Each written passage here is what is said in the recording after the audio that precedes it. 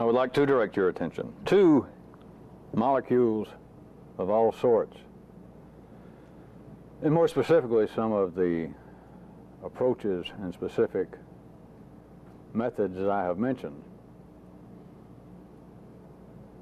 From last week I was mentioning life being an infinite comment or statement. And I was mentioning to you that ordinary consciousness operates on the basis that it must break up this infinite comment, and it must punctualize it, it must rent it, it must tear out pieces from it for anyone to have a sense of I plus not I, for anyone to have a sense of individuality. But real specifically, I want you to face up to this before I try and push molecules right up your nose. That at the ordinary level, and we're just talking about all of humanity now, that each person's consciousness of their own existence is nothing more than their own molecular reaction to the position and to the condition presently of the infinite comment. That is it. You can have no perception of oneself. You can have no awareness of existing. You can have no awareness of existing, even tied into such lofty notions as existing in the light and smile of the gods, even on the basis that there are some sort of gods or forces outside this system. All of that, everything that passes under such names as awareness, consciousness, individual sense of existence, each and every part of that is no more and no less than a molecular, the individual that is, molecular reaction of your nervous system to the condition in the present position. That is, wherever the person is in this infinite comment. And surely I don't have to define infinite comment, said he, or the word infinite just before he did. It's without ending and without beginning. There is no period. At the ordinary level, the infinite comment is to man life itself. And the method that I keep rehashing and re-describing for you of neuralizing, I'm going to attempt to get you to see several other aspects of attempting to do this thing, attempting to remember things without thinking about them. And I've used that long enough that you have, being good folks that you are, on a bad day, such as any day after Labor Day, on a bad day, you will surely fall into one of the great historical this or that position. That is, that neuralizing still, after such descriptions and definitions as remembering something without thinking about it, is still so foreign, still so unreasonable, that you just gave up on it. That's number two. Number one would be that the partnership now believes that you understand it, and so now you hear it and it's just another sound. It might as well be kumquat. Trolley car, in either case, it's bad news. So let me say some more about neuralizing the reality that many of you know, at least in passing. The reality behind my term of neuralizing is like the attempt, the personal attempt to keep from renting and punctualizing the infinite comment into sequential sentences. That is exactly what it is. That's exactly what it is, as close as remembering something without thinking about it. But it would be a continuing attempt to keep from taking this infinite comment in which we all live and putting a temporary, putting a personal beginning and end to it. That is, of turning some part of it into a sequential sentence. That is what ordinary consciousness does. Let me give you another description.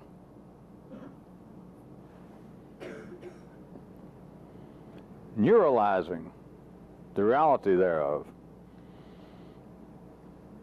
would be as a non-sequential discipline of study.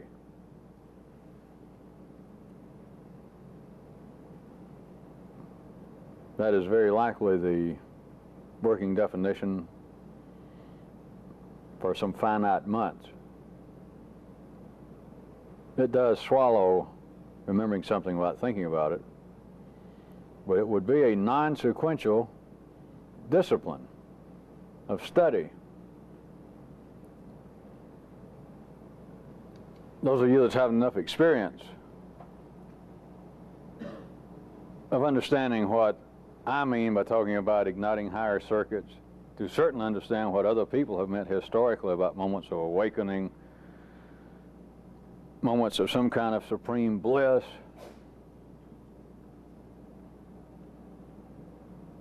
If we could jump into the infinite comment that is life,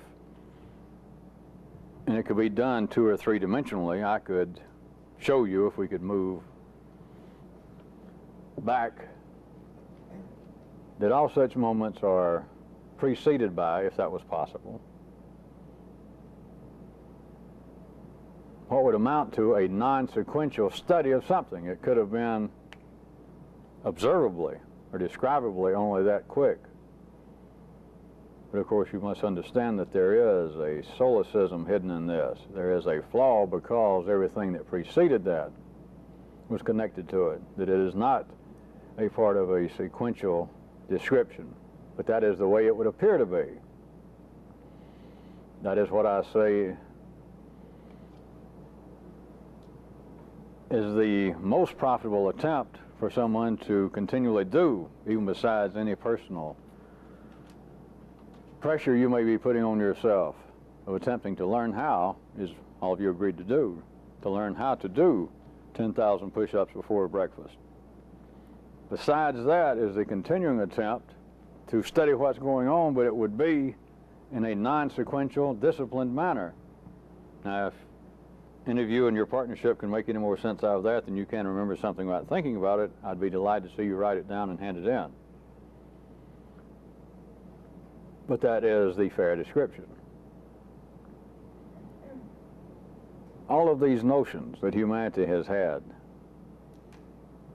about some sort of awakening from a dull, prosaic sleep of some lower state of consciousness that is always assumed to have been some sort of downfall based upon some sort of transgression, and that man is trying to regroup and to regain some level, which is not true. It's part of life's own operations, as part of life's own consciousness to talk about such things in that manner, and it comes out on our level as this feeling that everyone responds to, that in some time in the past things were better, especially people who believe they're embarking on some kind of ordinary mystical quest. Everyone is an absolute sitting duck. You might as well be in a sideshow out on the midway in a carnival. As soon as you heard the first time some would-be mystic or some old man half drunk, somebody to try and interpret some religion, whatever your forefathers' religion was, to interpret it in such a way that at one time man was better off.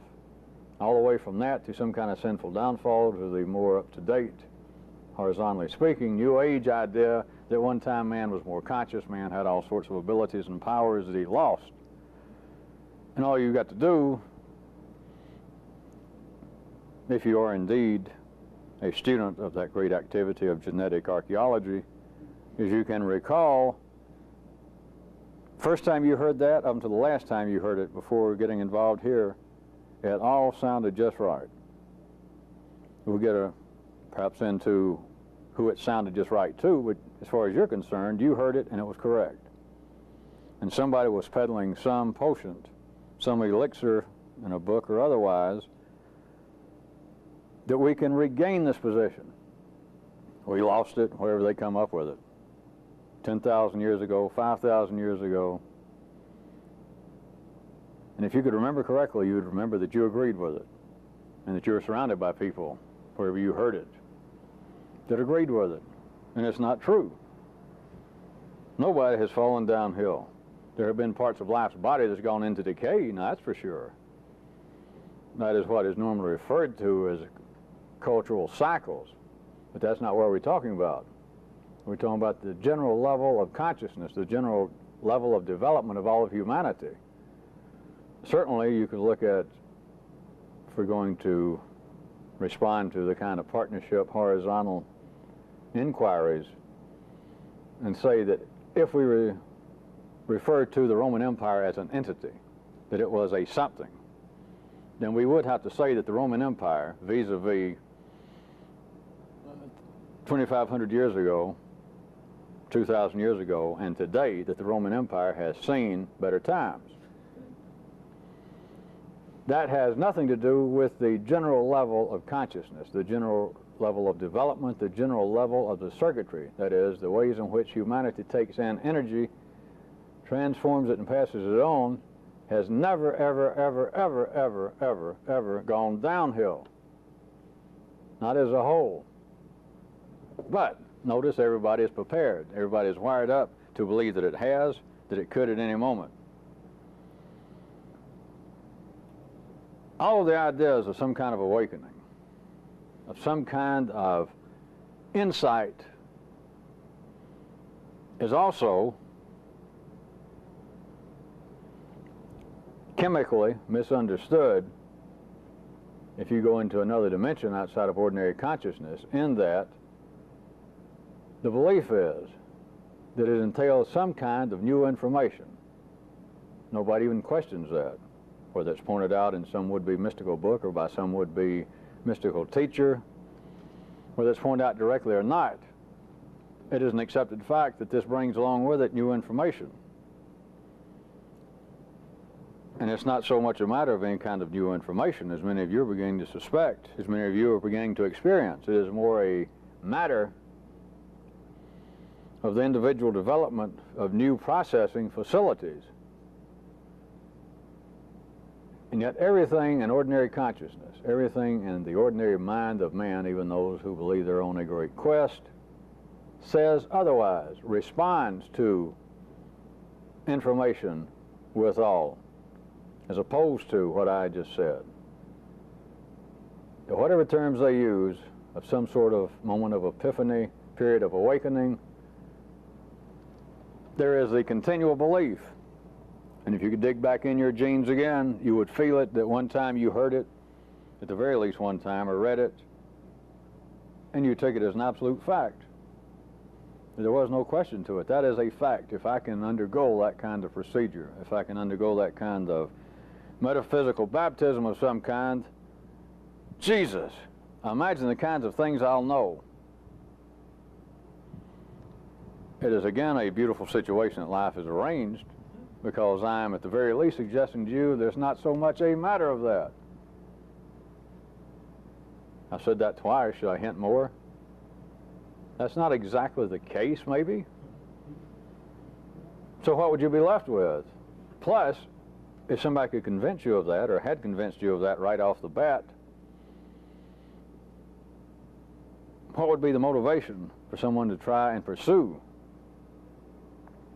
some extraordinary, some apparently unnecessary endeavor on this planet without believing that there'd be something new to be gained by it, that there'd be something new that could be classified as being information, some new something that I will have gained. But if you tell somebody that it's not so much a matter of gaining some sort of new information, it's a matter of developing, having ignited a kind of new processing facility, what the hell could that mean? Even if I go through all this, it's the same old food. It's still prunes and oatmeal, except it doesn't taste exactly like prunes and oatmeal anymore. It doesn't taste like white bread and NutraSweet.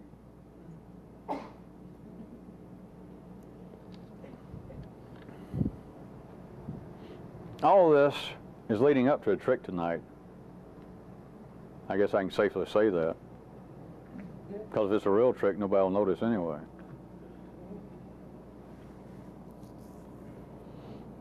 an accepted fact by all reasonably intelligent, sophisticated, educated men and women today in this part of life's body. That is the fact of how humans indisputably can be affected psychologically. Other grown, sophisticated. A current one that suddenly comes to my mind is supposedly there's a whole new growing field of or area of patients for psychologists and psychiatrists, dentists. The report I read was how common it is now. That's been going on for years, they've decided, but now it's come to a head of dentists being so disliked personally as opposed to physicians, say. That many of them now are undergoing all kinds of stressful situations to the point of statistically a great increase in alcoholism, drug dependency, the seeking out of counseling. That was just one example. I don't know why it came to mind since we all love dentists personally. It is an accepted fact that humans can be in some way made psychologically ill by the emotional activities of other people. That you can hate somebody bad enough, and under the right conditions, they'll begin to feel it. Say two people working in an office, and after an office party some weekend, one of them, after the party breaks up, one of these people, while intoxicated, runs into the car of one of his fellow workers and kills his wife. They were both drunk, both having a good time until they left. Let us say, for whatever reasons, he escapes without going to jail, and he ends up back in the office, and they're there together. And we give it a few weeks to get over the initial sorrow of his wife being gone, and the guy maybe is out of work for a week or so, straightening out the legal entanglement of this manslaughter. But he ends up back in the office, and he decides he can't quit his job. The other guy decides he can't quit his job for the time being, for whatever reason. But this one guy, with his departed distaff, constantly looks at the other guy and is hating him, is killing him, etc. All of you are sophisticated, educated men and women in line level consciousness to accept the fact that the other person will get sick. Forget voodoo dolls. The other person can be made physically ill. I say in the right conditions, but it's not all that unusual. It's not something that has to be set up just right.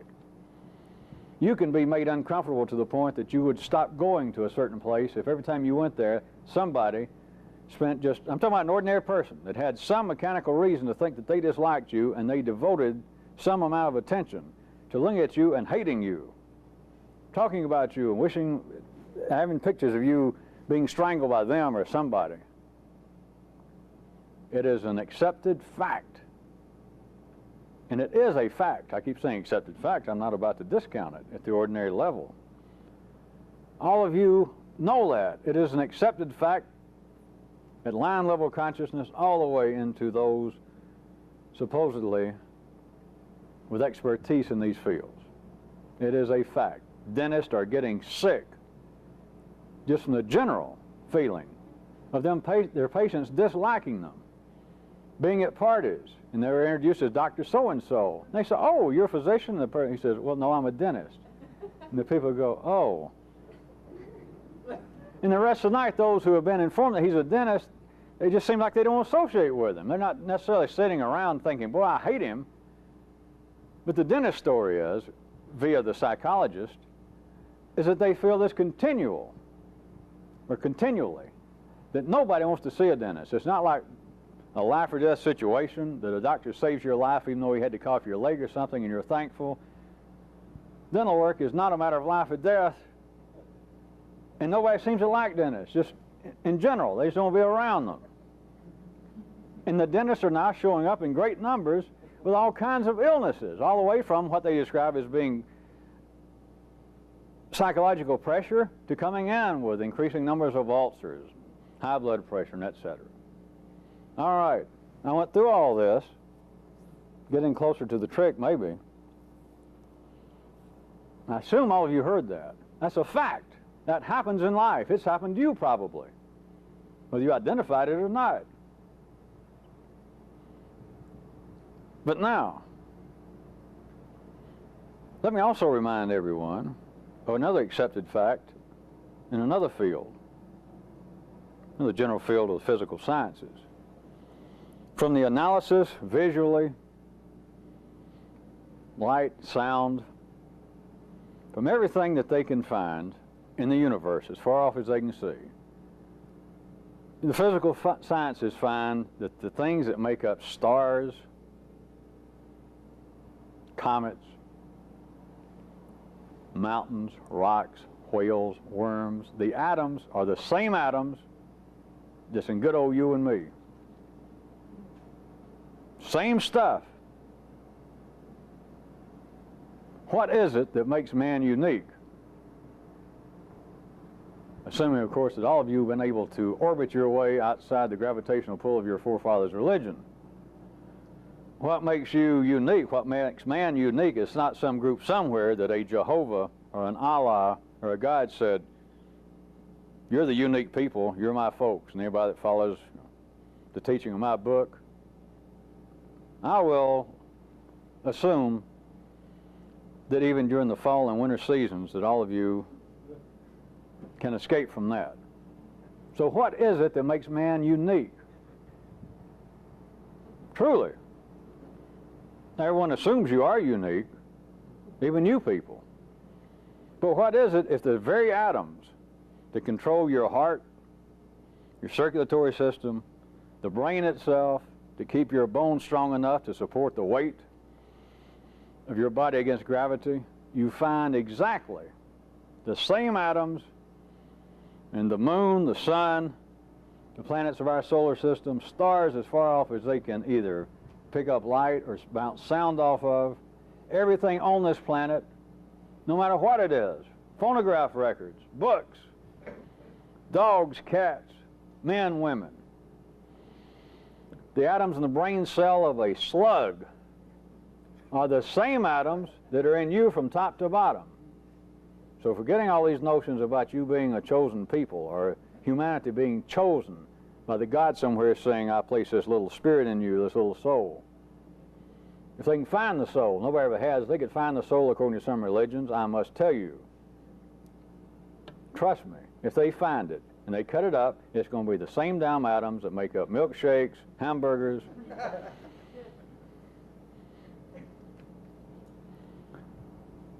What makes man unique?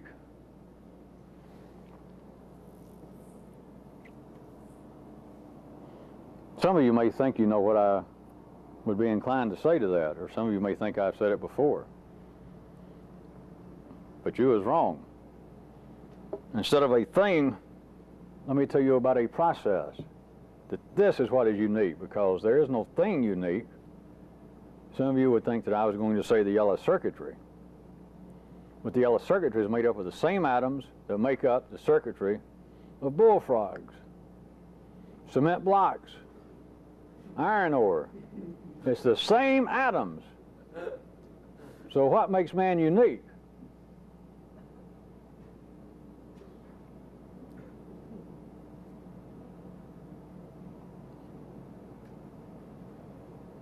What makes man unique is in the process that he can be made ill through psychological means. Well, don't anybody bother to write that down. That's not the real definition. I'm just referring you back to where I started this paragraph. What makes man unique is the ability in his nervous system, made up of the same atoms as prunes and bullets. What makes him unique is in his nervous system, he has an area that is unique to him, wherein he can be affected by those things that are normally referred to as psychological causes. That is what is unique in you and everyone else.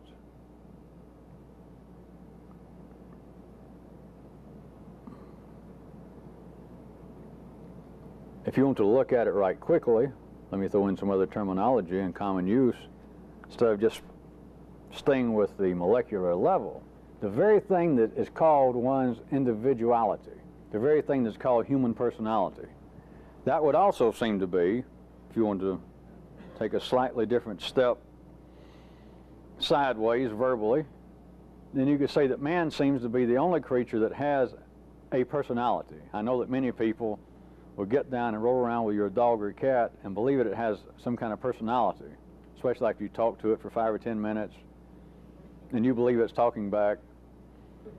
But nobody has that which passes for a personality except you. Stars don't have it. At least if they do, it's on so far at the end of a spectrum that's either too large and fast or too small and slow, or vice versa, that you can't see it the same way as atoms may or may not. I'm not going into that. But again, you got the matter of tempo and size. Anything that can be seen through the facilities that man now has no personality. But this thing that seems to be one's personality, that some religions have tried to infer, is a reflection of his spiritual individuality, his divine spark. And call it anything they want to, but let's just lump it right now into what seems to be individual personality. It can truly be seen as being no more than a unique receptive mechanism. And that's it. You can talk about it forever. You can attempt to analyze it. You can attempt to explain it, apologize for it. But that is what it operates as. That is it as a verb. As a noun, it cannot be described any more than the mind can describe itself as a noun. The very thing, I want to go back and make sure you see the beautifully constructed, I guess ordinary smartx might refer to it as some kind of cosmic irony. What it is only being able to see 2 dimensions of a higher sided reality, wherein the very kinds of things that would seem to be almost a flaw, to wit, the unique aspect that man has that other humans can apparently direct, not fist, not bullets, not bows and arrows, but emotions. An invisible thing that there's no law against even. That you can sit and look at somebody and hate them day after day.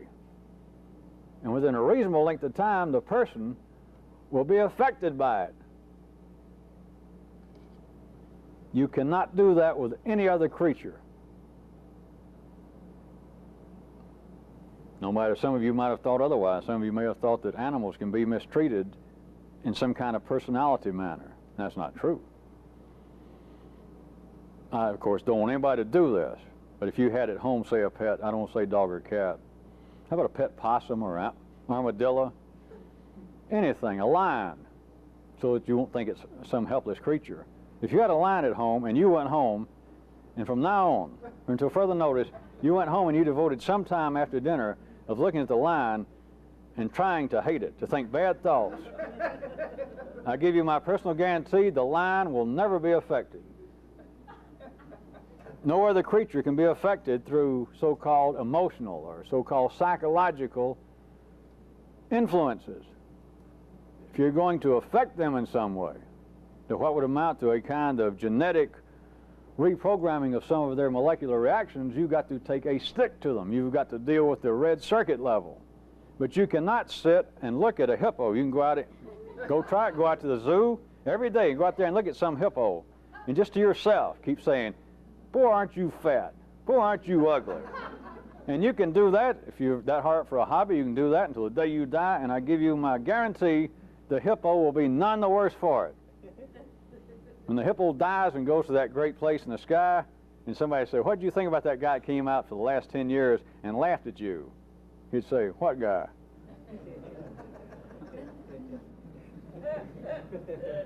So we could start from that, as I started this paragraph, and say that almost that would look like a weakness on man's part, that he's the only one.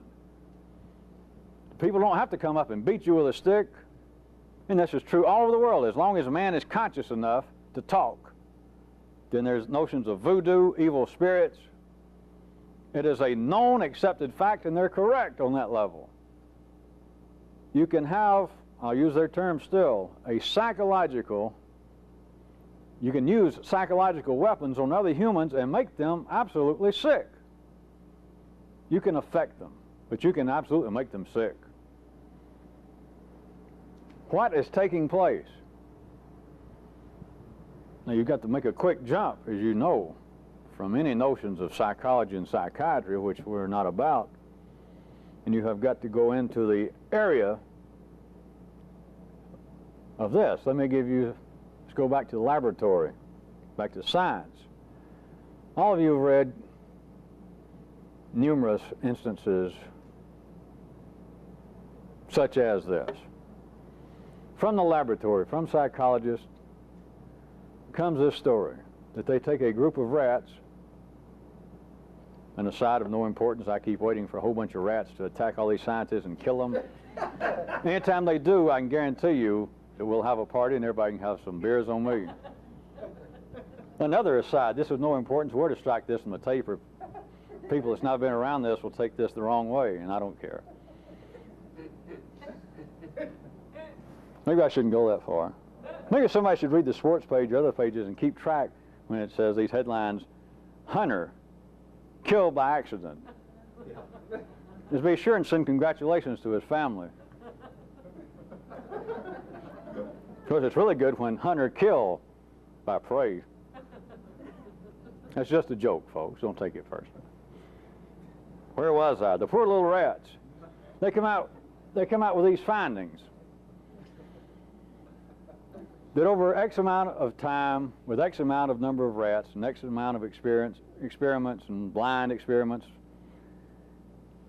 they have determined they can force in X kind of food aromas into an area where they've got the rats placed, and they like have a labyrinth that the rats begin to run through, but as soon as they start running to the food, as soon as they get into the first corridor, they get a shock.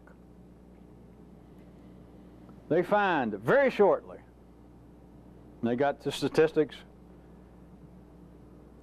that the rats are just immediately drawn to this aroma of whatever it is. Mozzarella sauce. But as soon as they move X amount of centimeters toward the aroma, and they get this shock, in X number of times, X percentage of the rats learn to flee the smell as opposed to run to it. They learn to do it. Everyone's heard that. Experiments everywhere. As long as psychology books have been replete with these for the last 30 or 40 years. But they always point this out. The term is always something like this. It takes X amount of time, X amount of instances of this experiment on X number of rats, for X percentage of them to learn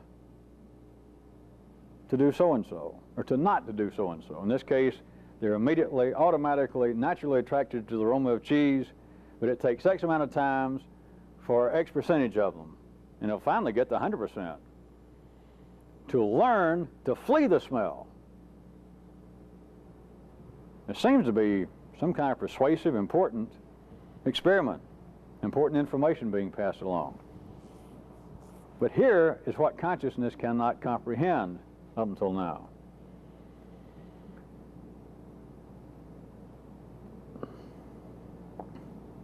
It is not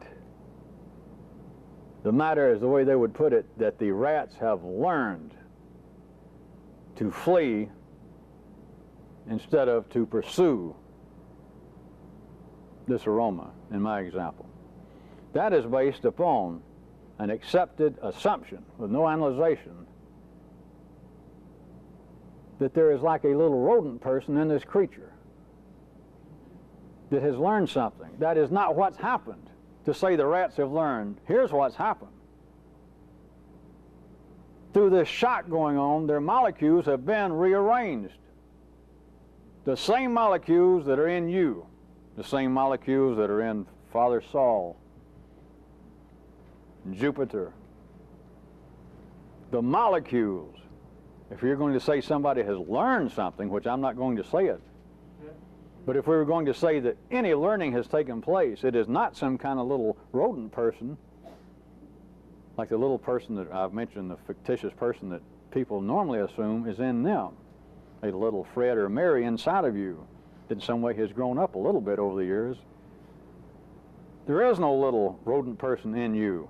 There is no little Fred or Mary in the rats.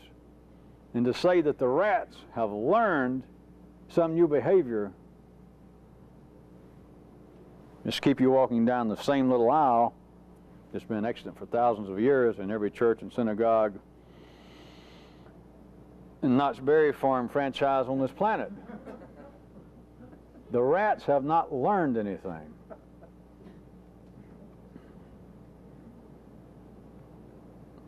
The molecules were reprogrammed. Now, you do assume that we're not discussing to an infinite degree the behavior of rats. But man is treated in the same manner. Consciousness treats itself and that which it perceives to be other humans in the same manner. The very things that would be called psychological influences. And if you can stretch it far enough right fast, in general, what would be the social education of humanity. I'm saying social education as opposed to you learning the multiplication tables, which took your molecules being rearranged in a certain way to learn that. But what you would right now think of as being a more specific hard area of science, just for the time being, just ignore that, is what I'm calling beyond that the social education. The very things that would seem to be the foundations, the very things that ordinary consciousness would tell you were the impacts and influences that developed your personality as it is today. Whether it be good, bad, indifferent, that if we looked upon a human, and we were ordinary people, either psychologists or just ordinary, sophisticated, educated men and women, and said, all right, I have known Fred these number of years, and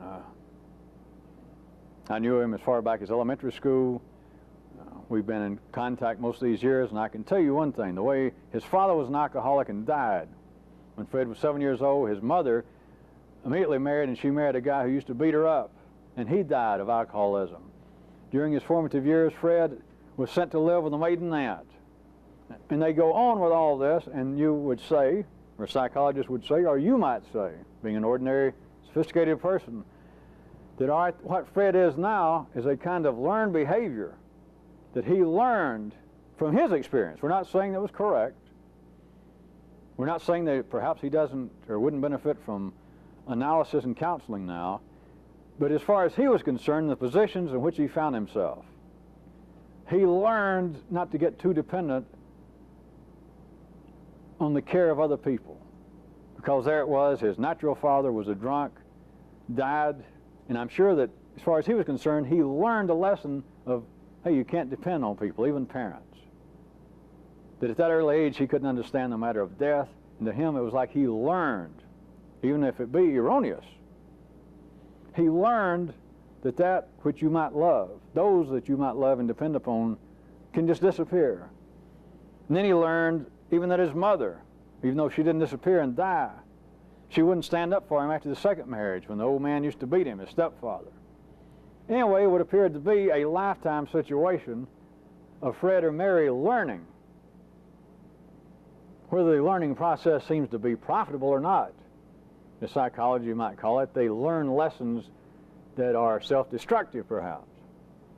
But the point being that everyone is continually learning socially.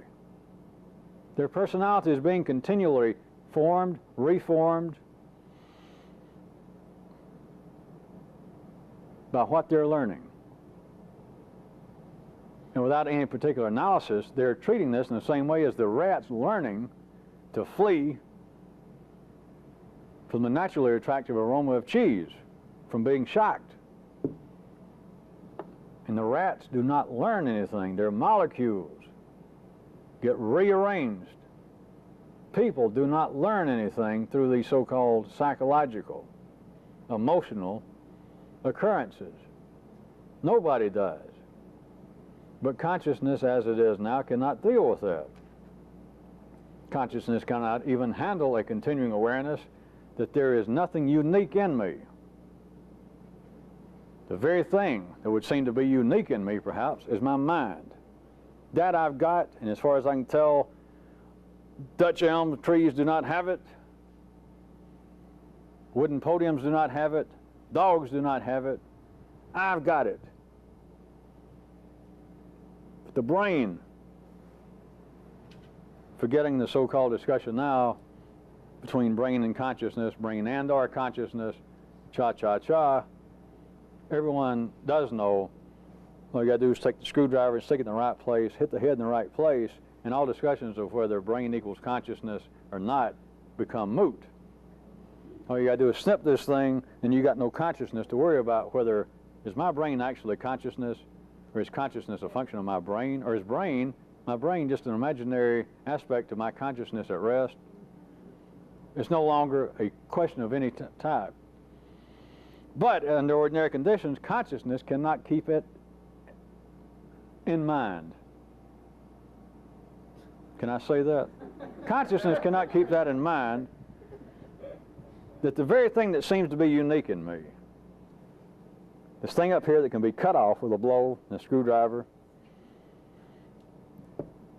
the atoms in here are the same atoms that are in my shoe, that are in my kidneys, that are in my belt, that are in my cotton shirt, that are in the milk that I drink, that are in my dog, they're in my car in Penny Lane.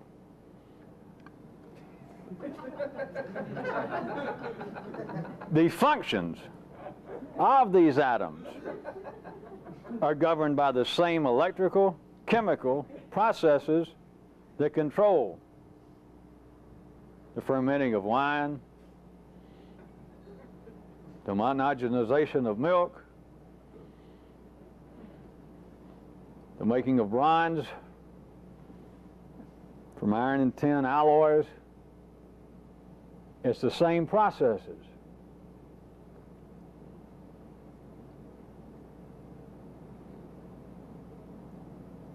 Consciousness cannot keep an awareness. It can barely hear it. You're going to be going through and spending 20 minutes of trickery and deceit and humor. That what we appear to be the reality of psychological influences, all amount of invisible influences. That is, everything that is not somebody sticking you with a broom, hitting you with a hammer, kicking you with their feet, throttling you with their hands, putting their fingers in your eyes. Anything other than that, anything that would seem to be non-material, be some kind of psychological lesson, psychological passing of energy. All of that is one thing. It is not a learning process involving you or a me inside of you or an I inside of you. It is no more than a molecular rerouting activity. If we're going to say that anything learned anything, which again, I'm not saying that, but if we're going to say that, what we're saying is that some molecules in the higher end of your nervous system, it is correctly, as you suspected, in the brain, higher areas of the brain, it is the molecules up there that's learned something. If we're going to call it that, which I'm not. But there is no you that has learned something. And you and the partnership can sit around and ponder that until pigs learn how to use a dial phone, and you'll get nowhere. Except I point to you again, all you have got to do is physically, which can be done quite easily, by accident or on purpose, is do something to these molecules right there, and you can't learn diddly squat. Your days of learning are over instantaneously. Your days remembering that which you learned in the past, they're gone. And you will find no spirit, no smoke suddenly coming out your ears, no aura that would-be mystics believe they see But once I take the screwdriver and get it right here and go, the aura doesn't suddenly collapse or go. I've broken up the molecular patterns in the brain. And any question about you learning anything or remembering anything you learned before is gone. To say the very least, does that give anyone a hint? May I say the world's largest, if not the universe's largest, hint. And yet, consciousness as it operates continues, as it should, with all but a few people. Continues to operate on the basis that there is a learning taking place with a me. There are reactions, adverse, positive, that are taking place, and it's me reacting to this. Tut tut. It's molecules reacting. And you can call it me, you can call it I, you can call it personality, you can call it soul. You can call it anything you want to as long as the higher end of your nervous system is in operation. You let me get that screwdriver up your nose and you won't call it anything.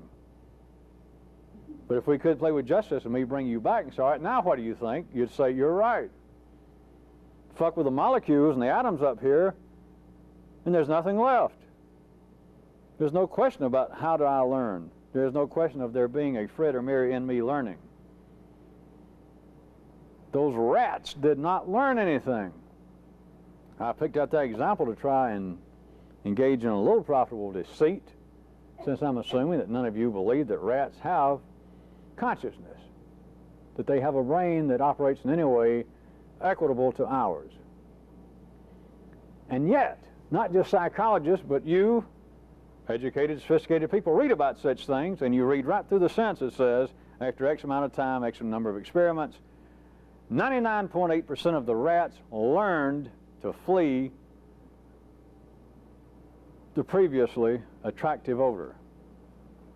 And you simply accept it, that they did learn it. They got no brain like you do. They have no personality like you do. They have no consciousness, as you would call it, like you do. The rats did not, individually or collectively, after a few shocks or many shocks, a rat, or collectively, did not go sit down somewhere and think about, all right, I smell that aroma and I start to run and I keep getting over that one spot, right? As soon as I turn that first corner, I get shocked. I'm not going to run over there anymore. Oh, you think I'm being facetious. But when you say that the rats have learned to flee the naturally attractive aroma, the whole word learn, you're applying to a rat, implies that there is something inside the rat. It's not skin and bones. That there is something inside the rat that naturally ran toward this odor. And after X number of disquieting shocks being applied, it learned not to do it. There is no rat creature in there to learn anything. There is no rat personality in there that in some way learned. Well, wait, going there equals pain. That sounds as though it's a reasonable explanation. It's being truly mortally anthropomorphic to try and place that with a rat. What you're talking about is those shocks went into that rat system, right up through its feet, right through its senses, the same way you do. In this case, the sense of touch.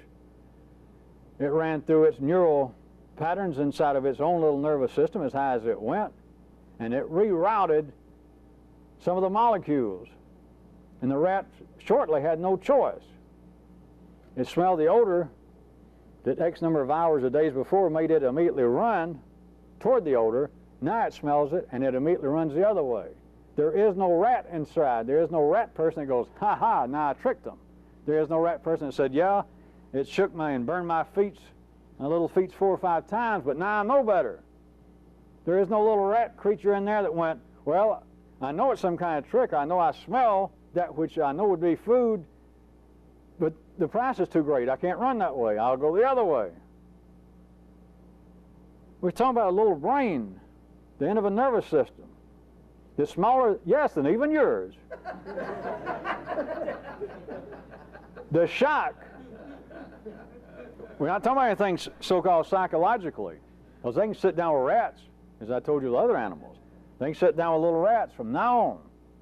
If any psychologists want to really pursue something, And they can start telling rats, when you smell this, we're going to mash a button up here, and you'll hear a bell, and you're going to smell cheese. But if you run after cheese, we're all going to laugh at you. We're all going to start talking about how fast you are and how dumb you are, that we can control you like Pavlov's dogs, that all you got to do is hear that bell and you'll run. We're going to laugh at you. We're going to ridicule your little rat brains. You can do that forever, and the rats will run to it.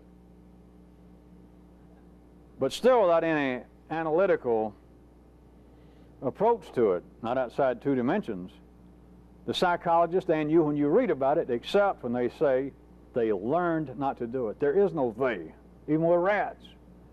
You got just those tiny end of its nervous system, which will still have, I assure you, quite sufficient number of molecules. But still we're talking about a little brain the size of your end of your finger, as opposed to yours. All that happened is the electrical shock went into its system, and after reasonable, whatever the number of times is with the average rat of that size, it reroutes the molecules so that then the smell comes in, another sense that it has in common with you. Maybe more developed or less developed, but it's still a sense. Same kind you got, operating on the same molecular processes. The smell of cheese comes in, it goes up here, and instead of it having the molecular effect of running back down the nervous system and making the feet run that way, the smell goes up and hits here, and it makes the feet turn around, the rest of the body, and run the other way. That's what it's learned. It is a rerouting of its molecules at the highest end of its nervous system. You learn that you can't trust women. You learn that you can't depend on your parents, anybody. They can die. They can mistreat you. You can't depend on people. They'll lie to you. You did not learn anything.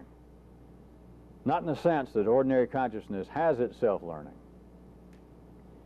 Through your own 5 molecularly based senses, information came in. And what makes you unique, to go back to that one paragraph where I apparently started this, to approach it from what would seem to be perhaps a negative way, which is not the only way. But the very thing that seems to make humanity unique is that you have a nervous system developed so far above rats, dogs, baboons, chimpanzees, gorillas. It is so high above that there are unique energies that life obviously needs. And these are what are referred to as non-material, psychological influences. And they can go into you without you being physically touched. And they can go into you and not only make you ill, but they can apparently change your behavior. You can apparently learn new behavior. But you have missed it all to believe that there is a you in you to learn new behavior any more than there's a little rodent person inside of a rat. Things happen, and they seem to be, they go by the names of psychological. Somebody let me down. Oh, they didn't hit me with a stick, they didn't shoot me with a bullet, but they gave me their word. And now I found out that I couldn't depend on them. I'm hurt. You're not hurt. There is no you that's hurt. You heard sounds. You called them up and said, you were supposed to have done so-and-so for me today. I was depending on it. Tell me the information I heard was not correct. Tell me that you were there and you did as we agreed, or else I have lost everything. The whole deal has collapsed. And the voice on the phone, the sound waves, that even a man with a brain the size of Thomas Edison could figure out how to make sound waves turn into mechanical energy, run down a wire, be amplified, juiced up a little bit, turn into sound waves at the other end, and here it goes. And these sound waves come from this little thing you're holding, and it says, you heard correctly. I wasn't there. It's all over. It's too late. And they hang up. A year of your life, all the money that you had saved, plus who you consider to be your best friend, seems as though in a matter of 10 or 15 seconds, it's like someone has cut a core out of your stomach, or if you're more poetic, out of your heart. And you just, suddenly your blood pressure falls. You almost go into shock. It's a uniquely human experience. Rats are not lied to. Rats do not depend on their fellow rats and get in a business deal and then lose all their cheese. So it is obviously unique to man. But what has happened? Sound waves went into your ear. One of those 5 good old crude everyday senses, the same that rats have. The sound waves went into certain molecular runways in here, as we've talked about before. And the molecules arrange themselves in a certain way. And physically, you start becoming ill. You getting dizzy. You could die. People literally die from bad news. You've all read that. It's a fact. As far as anything's a fact. If somebody picks up the phone, they say, "Would you please sit down? This is the police. I must tell you, your wife and children have just been killed in a car wreck." And people die. They hear that and fall over and die. And they can talk about, well, as sad as it does show the great spiritual bond between people, the uniqueness of humanity, etc. Sound waves, the same as the rat smelling cheese. I could have made an example wherein somebody smelled something, a human, and got sick. It reminded them of something. But it's not a Fred or Mary inside of them that this smell suddenly reminded them of something, and they sit down and think about it and in some way decide, I think I'll become sick, I think I'll become discouraged. Information is taken in. It has a molecular effect on the highest part of your nervous system, the very part where you feel like you are in existence, where you are conscious. You have missed it all if you think that there is that much quantitative difference between that and a rat learning to flee the smell of attractive food. For you to think that you in some way are different, that you have learned not to trust people with red hair. You've learned not to trust men. They're all devious. You have learned not to put your faith in humans in general. If you believe that, if you can continue to hear that after tonight, you're making a grave mistake, besides wasting your time. But notice, as always, the difficulty. Try and jump into antegrade genetic archaeology and realize how hard it's going to be to remember this. The very part that would seem to be in charge of remembering it doesn't want any part of it. It doesn't even make sense. For those of you perhaps new to some of this at some time in some place, all of the first side of this tape has nothing to do with any sort of pessimism, any sort of fatalism.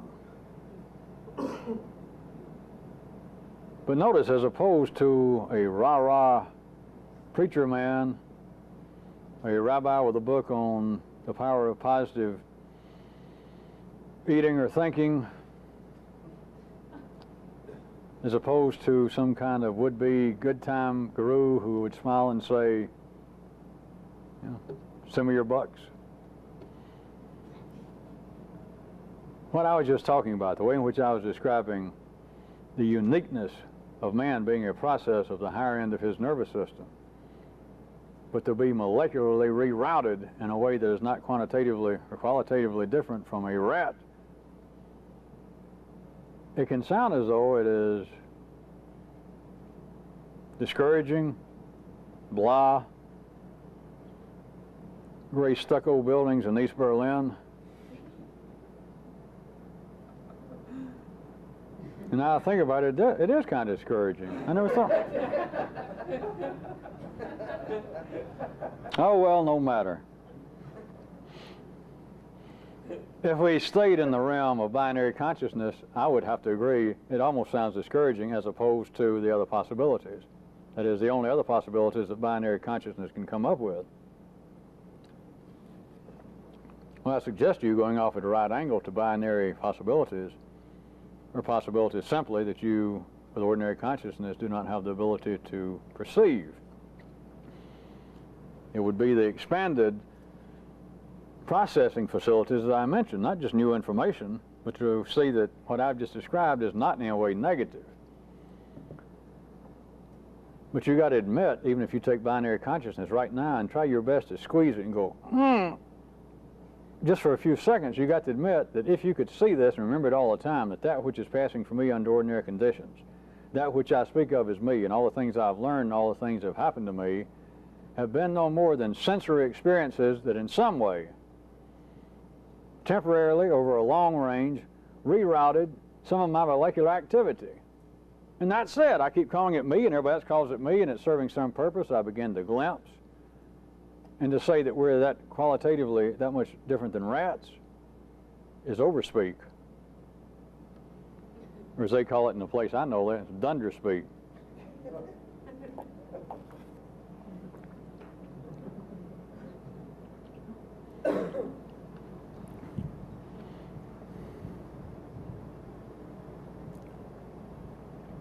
Does everyone understand that any human activity to have a real impact on the molecular activity of humans who hear, see, feel, and smell what's going on, be it religion, be it a real estate sales seminar, there has got to be, as the vaudevillians used to call it, a pickle. A pickle was the heart of the gimmick of whoever the entertainer was. Pickle was like if it was a juggling act, 5 jugglers, 5 brothers, and one of them always played like he was drunk. He was always getting hit by the pins, and he would drop the balls. And it wasn't a matter that the 5 Hardwick brothers were necessarily that great.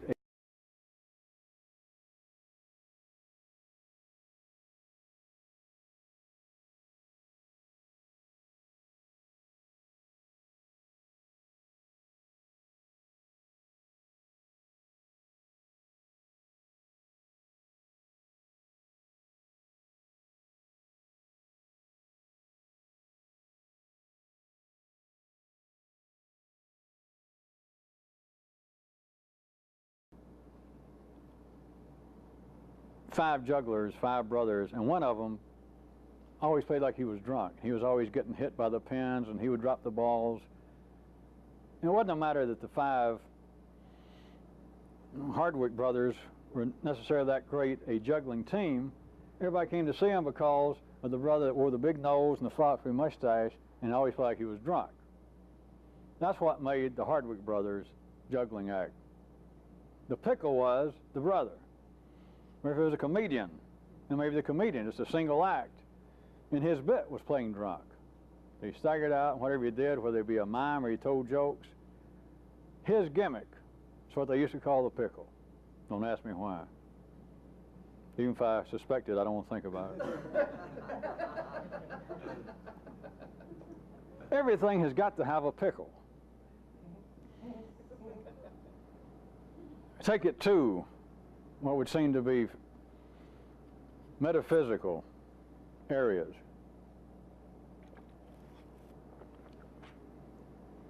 There would be mystical activities, organizations. Do all of you realize, if think of any of them in the past and the present that seem to have been alive and meaningful at one time, or right now may seem to be vibrant, growing, attracting numbers of people. People talk about it. Not one that was popular in 1969 and now you've already forgotten its name. If it is alive and seems to be attracting people, and it seems to be something real going on, it has a pickle. Even churches, even religions that are maybe thousands of years old, that the dill aroma may be waning, there is still a pickle there. For instance, I could say that, of course, the Catholic Church is so multifaceted, I could point to that one great pickle was confession. Another pickle of it is having an uninterrupted line to God through the popes. Then you find something that appears to be more of a metaphysical, Sufi groups, past and would be present, just for instance. Is this notion, the pickle of a continual form of self-observation. That's the pickle. The pickle always serves this purpose. There's a place to hang your hat. It's a way to describe the Hardwick brothers. I've seen juggling acts before. I don't want to see another juggling act. What's so great about them? No, it's the guy, it's the brother in the middle, a fat one, that's always like he's drunk. Where do you see it? Listen, I've had it with religions. Now this one. Now I know it all. You hear the same old crap. Nah, this one, you go there and you go in a little room by yourself and nobody can see you, and you talk in this hole and you tell them everything you've done wrong, and a guy says, all right, go pick up the trash outside the church and leave $5 in the box. And that's it. And you're good until next time. There's the pickle. Or the attempt to remember the name of God has been a pickle all over the world, in different religions, different times, different places. They can have a book to study. They might have a so-called teacher alive, dead, an apparent string, a hierarchy going back to some teacher. They can have some rituals. They can have apparent study of something. But when worse comes to worse and somebody says, well, I am not becoming a good Sufi, or I don't seem to be becoming a good mystical X, whatever the name of the group is. And they say, all right, are you to the point, though, that with each and every breath, from the time you awaken to the time you go to bed, with every breath, no matter what goes on, can you remember the sacred name of our God? That's the pickle. Because the answer is always what? It ain't maybe. And it certainly ain't yes. The answer is no, I can't. There's the pickle.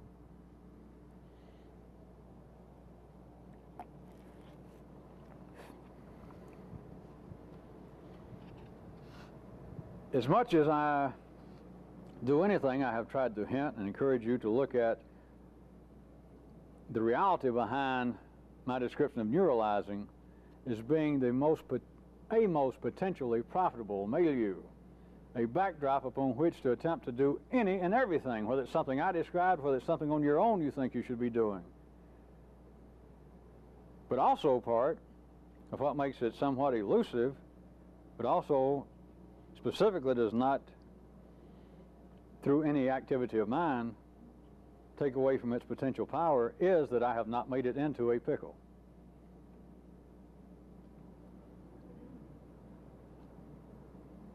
And yet I point out to you again that at the ordinary level, everything needs a pickle to live. There has got to be what appears to be a continual, substantial, unchanging gimmick. And I don't mean gimmick in a pejorative sense, but confession is a gimmick. The dietary laws in Judaism is a gimmick. It's a pickle. A Muslim always, each and every time that he says or writes the name Muhammad, he says, may peace be upon him, is a pickle. The teaching that a person to be a true follower of so-and-so, for a person to reach a moment of awakening, of higher consciousness, to become a improved self, they must, with each and every breath, remember the name of God. I assume by now that you won't be heartbroken if I tell you that it would serve the same purpose if I played with justice, if we make people do it, if we told the group of people, with each and every breath, you've got to remember the word pickle. It's the same thing, other than the fact that it's obviously not the same thing. But notwithstanding that, it's the same fucking thing. Because nobody can do it. That's not the only reason, but that's good enough reason for you. And nobody ever runs out of confession. Not if you want to be a good Catholic. You simply do not, because there's always something wrong. You have to ponder eternal questions like, how long can a man stand and do a number one before it becomes some form of self-abuse? The gimmick is constant. The pickle is always there.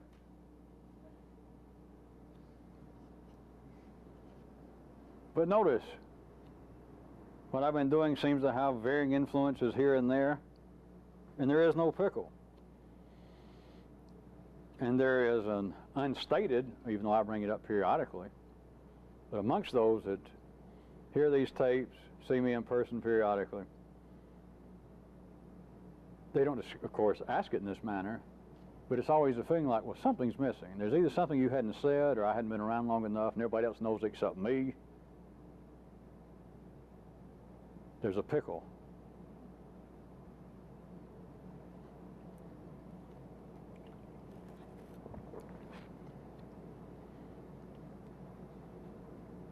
The molecular activity, even at the very highest end of a rat person, cannot comprehend what is taking place when its feet are shocked immediately upon its attempt to follow the aroma of food. Those same molecules cannot describe it, they cannot comprehend it.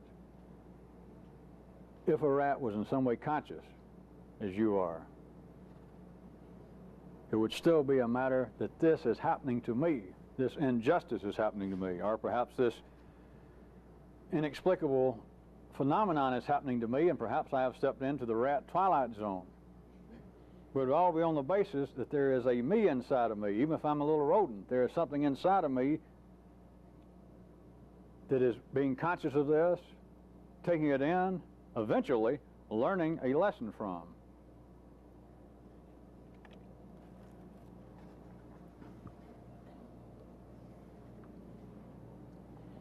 And we're still talking about one thing with the rat and with you, with ordinary consciousness, with each and every person. As you're talking about the senses inside of this apparently closed system, information, energy, moving about here and there. You take it all in through the senses in one way or the other. And when it seems to be new experience, when it seems to be new information, when it seems to be something that you have learned, when it seems to be something that you have figured out, we're talking about one thing only. That sensory information, sensory energy, for you, was at least temporarily, molecularly rerouted. That's it. But at the ordinary level, this cannot be a continuing awareness, or everything would fall apart. If an ordinary person could be aware of this, they would fall apart. They would feel like not only that they were living in East Berlin, they would feel like they were East Berlin. They would feel like that if they looked in the dictionary under the word drab, they would see their picture.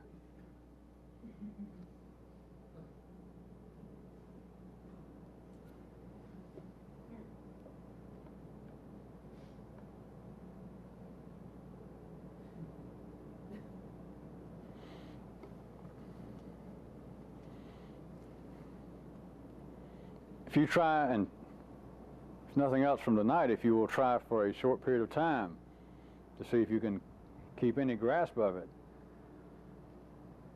that new kind of definition of neuralizing, or the two, of the attempt not to rip, rent, tear, stabilize a sequential sentence outside, to extract it from the infinite comment, which is it. We're in it. We are sounds inside the infinite comment. Life is talking, and part of what it's saying is you and me. It's commenting, and we take it as existence. Our molecules in the part of our brain is so high that we can conceive of, what do they call it? Starts with a T, time. Did I have correctly pointed out to you that no other creature, including your dog, no other creature can conceive of time? Part of time is to extract from this infinite comment what seems to be 65, 70, 72 years that we're here and then gone. And it's got to make some kind of sense. Look at how much I learned, and here I am coming up on my last decade. It can't, this is not fair, as life is going to snuff me out when I've learned so much, when I've got so much more to learn, when I was getting close to getting a real handle on my temper. I mean, if life would let me live another 70 years, I bet I could get it a lot more under control. All of this is as it should be with ordinary people. But the reality behind neuralizing a kind of, I'm just about to make this up and it's meaningless, but it fits, a kind of stairway, side door into new neural experiences, being neuralizing, would be the attempt not to rip, rent, stabilize, isolate individual comments, to punctualize individual comments out of the infinite comment. Or the other, a little more specific definition that I gave you of neuralizing, anew, would be a non-sequential discipline of study, that you could literally decide that this is a curiosity. Here is another one of life's topographical curiosities. Of course, once you learn to do this, it normally only takes, on a hard subject, I'd say sometimes 2.5 seconds. But it is a direct study of it in a disciplined manner, except it's non-sequential. As long as it's sequential, you're not getting anywhere.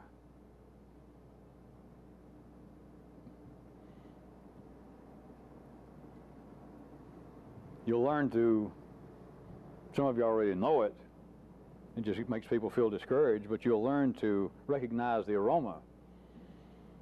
As long as you're attempting to study something, even if it's just instantaneously, about what happened just then, why did that person do that, and why did I immediately want to react in that way?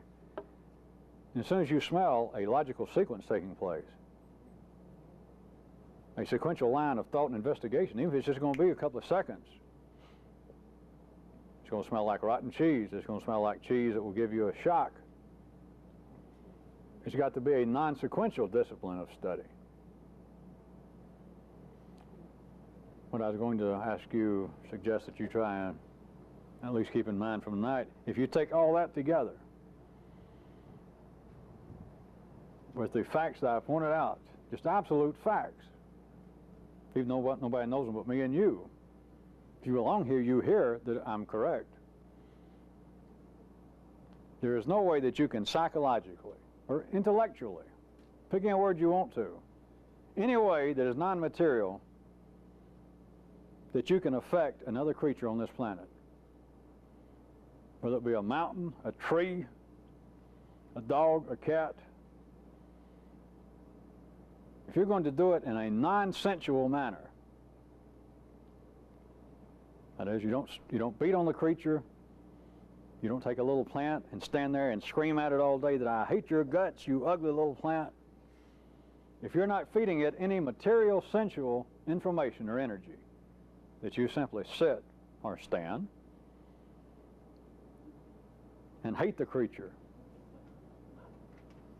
you cannot get that information. You cannot pass that energy. You can't get it into the nervous system, into any system of any other creature except man. And it's not a flaw. Were it not for that, you and I wouldn't be in the position we are. It is the ability. I just kept using tonight what apparently could be looked at as being some sort of negative aspect of it. And I did that for a reason. But that is the same thing that makes man, to life, the important creature he is. That through the structures that life has already set up, it cannot go into a lion, an elephant, or a tree and reroute its molecular structure in the way it can man. In other words, a rat or a tree or an elephant cannot learn something in the same way that man. And the reason I had a reason for keep using this apparent negative approach to it by saying, pointing out to you, that it's only humans that can make another human sick just by thinking about them, just trying to send out negative vibrations, hostile emotions, hostile avisum. Well, they just send them out. It's only man, but that is not a flaw I want you to pursue the other side of it, so to speak. But all of it is based upon molecular changes in the atoms in your brain, in the highest end of your nervous system. It's all, of course, connected. So I don't have to keep reminding you of that.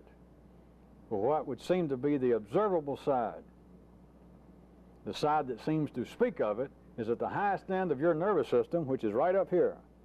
But the molecular activity is taking place in atoms that you have in common. There is no debate about this. There's no secret of it. The atoms in your brain are the same atoms that are in stars and in rats and in trees. And it's that one spot that makes you unique. That one spot wherein a different process can take place. That energy inside of life's body itself can move from one human to another, and energy can pass. It can be digested and passed on, and no other creature can do it.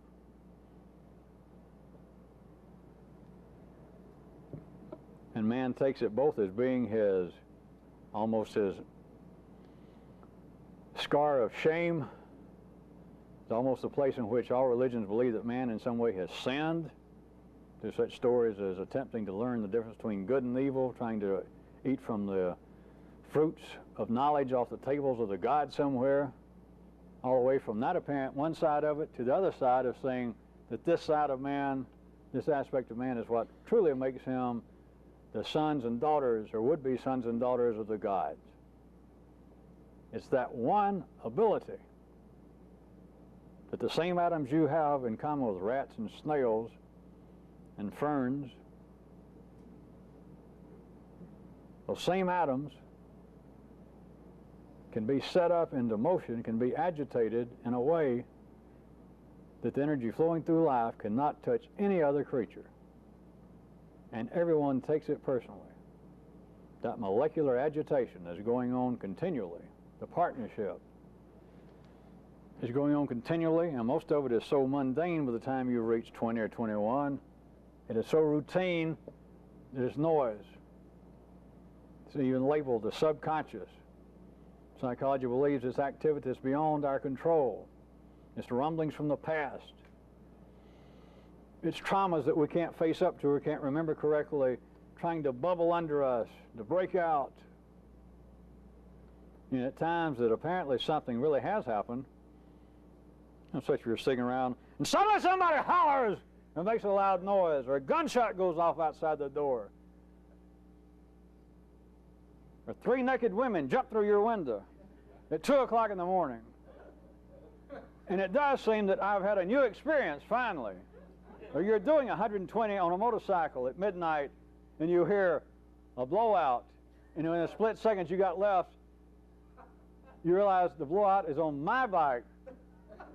At those moments that something apparently new has happened, and that you're about to learn something new, you're talking now about molecular activity in those same atoms in your brain that you got in common with the rat and with the tire that just blew out. The molecular activity has been temporarily rerouted. That's it. And all talk, all acceptance of other people's talk, all acceptance of your own partnerships talk about you learning, you having had experience in the past that you can recall when you were treated in this manner or that manner. You're continuing to rub frosting from the cake over your eyes and to ignore what I'm pointing out to you very succinctly. You're talking about molecular activity that took place that was a kind of rerouting at that time. If it was strong enough, it fell into your so-called long-term memory, and you can still recall it. But to say you learned something, you have got to have wasted every moment we have been together to believe that there is a Fred or a Mary inside of you, and that you recall perfectly, yes, when I learned that, when I went away like a little rat and thought, wait a minute, I smell cheese and then I get shocked. What kind of dummy do they take me for? I know what I'll do, I just won't go. There's a big jump between that and, wait a minute, I've married 4 different women, and all 4 of them within 6 months told me that I was a bore, that I was crude, that I stank, and they all left me. Wait a minute, what kind of fool do they take me for? I'm beginning to see the light. Maybe you can become king of the rats or queen of the rats. But you have wasted it all if you do not try and pursue, if you do not try to keep in mind the fact that I am literally telling you the truth, and it is not an attack on man. I'm describing, in fact, that which makes man singular. But I'm describing it in a way that life has never talked about before. It's never talked about anywhere, because I could never find it in the book. I couldn't find anybody to tell me this. And I kept hanging around. And life finally started telling me this shit, this stuff, this information. But it never talked about it this way before, so I couldn't find it.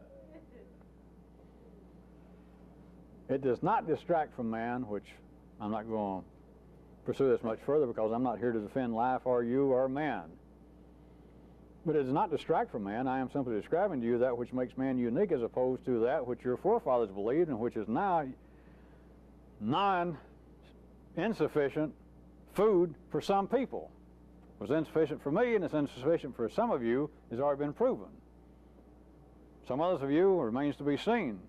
But the information that man was unique in the past because God made him. Or God made him and then decided, I especially like you. If that satisfies you, you shouldn't be here. There's nothing wrong with that except it's getting moldy.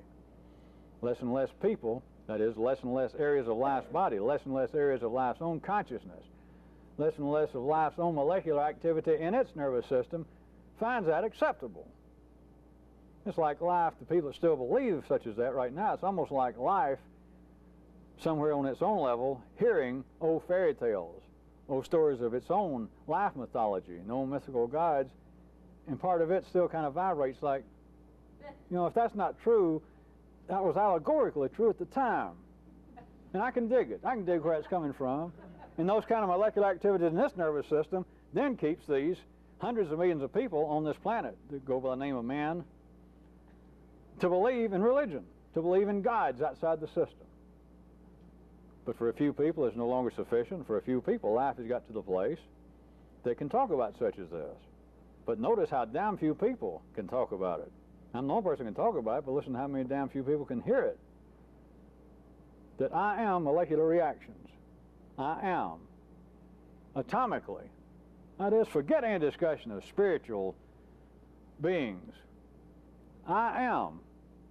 Without any debate, without any question, I am made up of the same atoms that they use to make carpet, that they put together podiums out of wood, that they make the lens of this camera, the silicones, the calciums, the native chemicals to the universe, and of course the alloys. Everything can be broken down, and I am in common with it. I am the same thing as a star. Of course, don't check with my agent. I was just hoping to some question. I'm the same thing as a star, a planet, a rat, a snail, a chair, a tree. And there's no distraction. It's taking away nothing from man. But notice how few people can hear that the very thing that makes man unique is simply that he is made up of the same stuff that make up the stars and the trees and the rats, but his nervous system.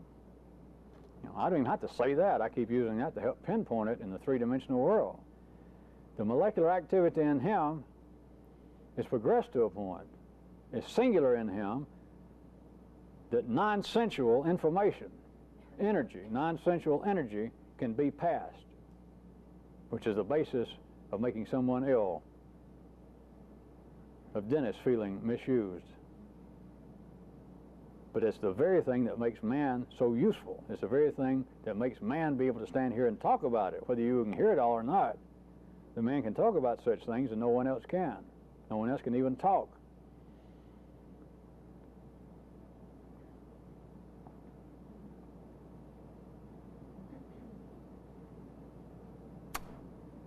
I guess that will do it for the night. Don't you guess? I guess. How many guesses do we get? Zone? How many guesses do we get?